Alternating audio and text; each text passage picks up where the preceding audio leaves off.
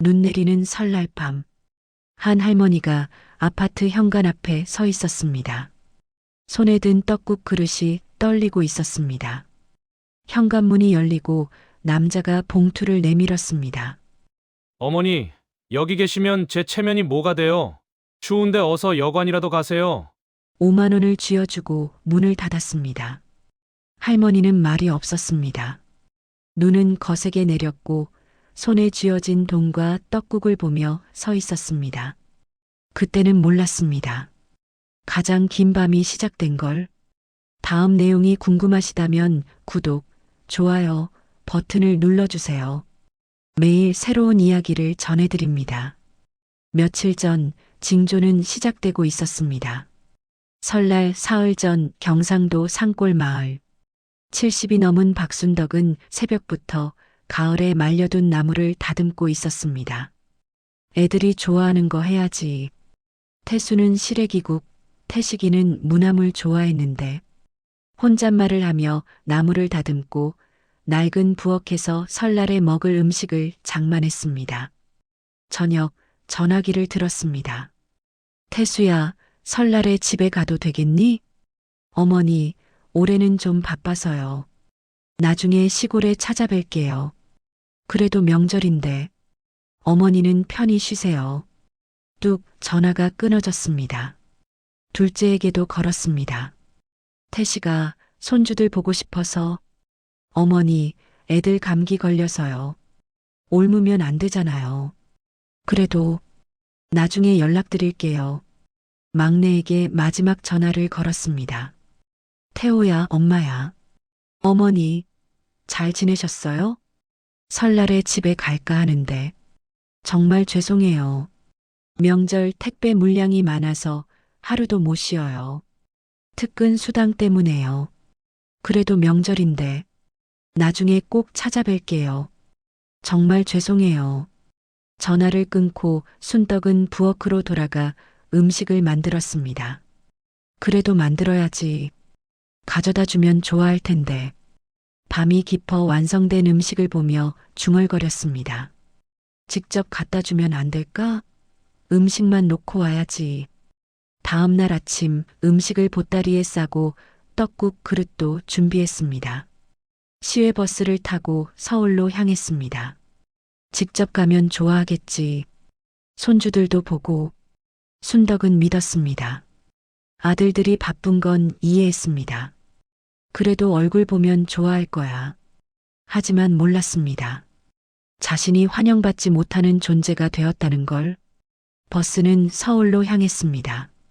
순덕의 손에는 정성껏 준비한 음식 보따리가 들려 있었습니다. 설날 아침, 순덕은 첫째 아들네 아파트 앞에 섰습니다. 태수가 좋아하겠지. 초인종을 눌렀습니다. 며느리가 명품 가방을 들고 친정 식구들과 나오는 중이었습니다. 어머니, 연락도 없이 왜 오셨어요? 음식 만들어서 왔어. 태수 좋아하는 시래기국이랑. 저희 제주도 가요. 비행기 시간이 다 되어서요. 친정 어머니가 끼어들었습니다. 빨리 가야지. 그래도 이거라도 받아. 밤새 만들었어. 필요 없어요. 가져가세요. 보따리가 바닥에 떨어졌습니다. 첫째 아들이 나왔습니다. 어머니, 여기 계시면 제 체면 뭐가 돼요? 추운데 어서 여관이라도 가세요. 5만 원을 쥐어주고 택시에 올랐습니다. 내가 짐이구나. 마이너스 마이너스 마이너스. 둘째 아들네로 향했습니다. 태식이는 다르겠지. 며느리가 명품 원피스 차림으로 나왔습니다. 어머니, 왜 오셨어요? 전화라도 하시지. 손주들 보고 싶어서. 음식도 만들어 왔고. 아이들 독감이라 안 돼요. 옮으면 큰일 나잖아요. 집안에서 들렸습니다. 할머니다. 할머니. 며느리가 황급히 아이들을 막았습니다. 안 돼. 들어가. 한 아이가 문틈으로 고개를 내밀었습니다. 할머니, 보고 싶었어요. 며느리가 낮게 말했습니다. 들어가. 할머니 냄새나잖아. 시골 냄새.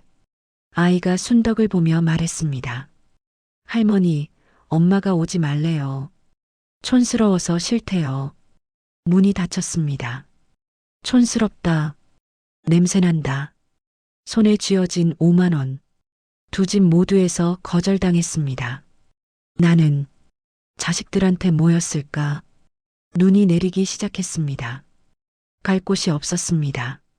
순덕은 버스 정류장으로 향했습니다. 막내 집도 생각했지만 발걸음이 떨어지지 않았습니다. 태호도 바쁘다고 했는데 가방에서 지갑을 꺼내려 했습니다. 없었습니다. 아마 첫째네 집에서 떨어뜨린 것 같았습니다. 버스비도 없는데 손에 쥐어진 5만 원. 여간비로 쓰라던 돈이 전부였습니다. 시계를 봤습니다. 마지막 버스는 이미 떠났습니다. 여기서 자야 하나? 눈이 거세게 내렸습니다. 순덕은 보따리에서 떡국 그릇을 꺼냈습니다. 이거라도 먹어야지. 애들 주려고 만들었는데 떨리는 손으로 뚜껑을 열었습니다. 한 숟가락 떠올렸습니다. 그런데 손이 떨렸습니다. 콰당 떡국이 눈 위에 쏟아졌습니다. 순덕은 무릎을 꿇었습니다. 촌스럽다고, 냄새난다고, 눈물이 떨어졌습니다. 평생 애들 키우느라 시골에서 살았는데 그게 죄야? 새벽부터 만든 음식이 눈에 묻혀갔습니다. 여보, 나 어떡하면 좋아? 밤이 깊었습니다. 벤치에 앉은 순덕의 몸은 얼어갔습니다. 춥다. 너무 춥다. 보따리를 껴안았습니다. 나는 쓸모없는 사람이구나. 새벽까지 순덕은 정류장에 앉아 있었습니다. 눈은 계속 내렸습니다.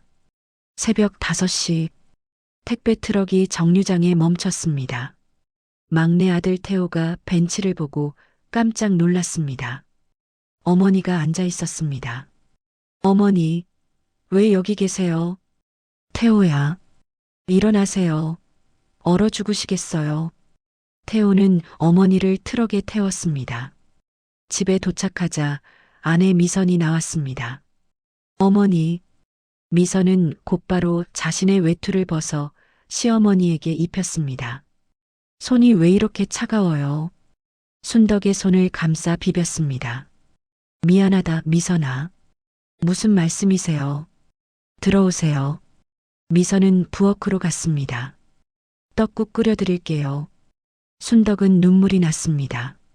얼마 후 미선이 떡국을 가져왔습니다. 드세요. 순덕은 한 입 먹고 눈물을 흘렸습니다. 왜 우세요? 고맙다, 미선아. 5살 손자가 나왔습니다. 할머니, 미선이 말했습니다. 준우야, 할머니 먼저 드시라고 해. 할머니, 먼저 드세요. 할머니 냄새 좋아요. 순덕은 손자를 껴안았습니다. 밤, 거실에서 대화가 들렸습니다. 형편도 어려운데 어머니 모셔야 해서 미안해. 무슨 소리예요? 어머니 덕분에 전세자금 도와주셨잖아요. 순덕은 감사의 눈물을 흘렸습니다. 순덕은 막내 집에서 살게 되었습니다. 좁은 투룸이었지만 행복했습니다. 아침마다 미선이 밥상을 차렸습니다. 어머니, 드세요. 누군가 자신을 위해 밥을 차려주는 건 처음이었습니다. 손자 준우는 매일 놀았습니다. 할머니, 이거 뭐예요? 할머니가 쓰던 거야. 미선은 마트에 갈 때 순덕의 팔을 잡았습니다. 드시고 싶은 거 있으세요? 우리 가족이잖아요. 우리 가족. 그 말이 가슴을 울렸습니다. 계절이 바뀌었습니다. 태호는 새벽부터 밤까지 일했습니다. 돈을 많이 못 벌어서 죄송해요. 충분히 잘하고 있어. 엄마가 자랑스럽다. 겨울이 왔습니다. 미선아, 고맙다. 저희는 어머니가 계셔서 좋아요. 전세자금 도움받았던 거 잊지 않았어요. 그래서 저희도 당연한 걸 하는 거예요. 순덕은 기억했습니다. 태호 결혼할 때 땅을 팔아 도운 것을. 그건 당연한 거였어. 저희한테는 당연하지 않았어요. 순덕은 미선을 안았습니다. 1년이 흘렀습니다. 진짜 가족은 마음이었습니다. 어느 날 시골에서 전화가 왔습니다.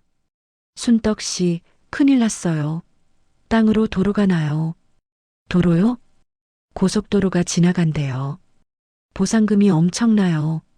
이장이 말한 금액에 순덕은 말을 잃었습니다. 평생 벌 수 없는 돈이었습니다. 첫째도 둘째도 거들떠보지 않던 땅. 며칠 후 순덕은 미선에게 서류 봉투를 내밀었습니다. 미선아, 이거 내 거야. 땅 문서였습니다. 어머니, 이게 뭐예요? 보상금 나온대. 다 내 거야. 안 돼요. 형님들도 계시잖아요. 형님들, 5만 원 쥐어주고 여관 가라던 사람들, 촌스럽다고 냄새난다고 하던 사람들, 그래도 이미 내 이름으로 증여했어. 법무사한테 맡겼어. 어머니, 친아들보다 내가 더 나은 딸이었어. 순덕은 미선의 손을 잡았습니다. 1년 동안 고생한 거 다 안다. 좁은 집에 불편했을 텐데 한 번도 내색 안 했잖아. 당연한 거예요. 나한텐 당연하지 않았어. 진짜 가족이 뭔지 알려줬어. 받아. 나는 돈 준 사람한테 간 게 아니라 밥 준 사람한테 갔다. 미선은 눈물을 흘렸습니다. 하지만 이 소식은 곧 첫째와 둘째에게도 전해질 것이었습니다. 일주일 후 초인종이 울렸습니다. 첫째, 둘째 아들과 며느리들. 명품 가방은 없었습니다. 어머니, 죄송해요. 무릎을 꿇었습니다. 미쳤었어요. 정말 죄송해요. 냄새난다고, 촌스럽다고. 잘못했어요. 순덕은 차갑게 말했습니다. 왜 갑자기 땅에 욕심이 생겼니? 이제부터 저희가 모실게요. 땅 관리도 도와드릴게요. 순덕은 콧웃음을 쳤습니다. 이미 다 미선이한테 넘어갔어요. 예, 증여했어요. 다 끝났어요. 어떻게 그럴 수가. 저희도 아들들인데. 아들들, 5만 원 쥐어주고 여관 가라던 아들, 촌스럽다고 하던 며느리. 나는 돈 준 사람한테 간 게 아니라 밥 준 사람한테 갔어. 제발이요. 잘못했어요. 이제 와서 사과해도 늦었어. 넌 내가 촌스럽다고 했지. 그래, 난 촌스러운 할머니야. 그런데 그 땅이 이렇게 됐네. 돌아가거라. 다신 오지 마. 문이 닫혔습니다. 통곡 소리가 들렸습니다. 순덕은 거실로 돌아왔습니다. 괜찮으세요? 괜찮아. 후련하다. 태호가 어머니를 안았습니다. 순덕은 평생 처음으로 마음 편한 미소를 지었습니다. 진짜 가족 곁에서 정말 서로 같이 있는 것만으로도 위로가 되고 힘이 되는 게 가족이라는 생각이 듭니다. 여러분들의 생각을 댓글로 남겨주세요.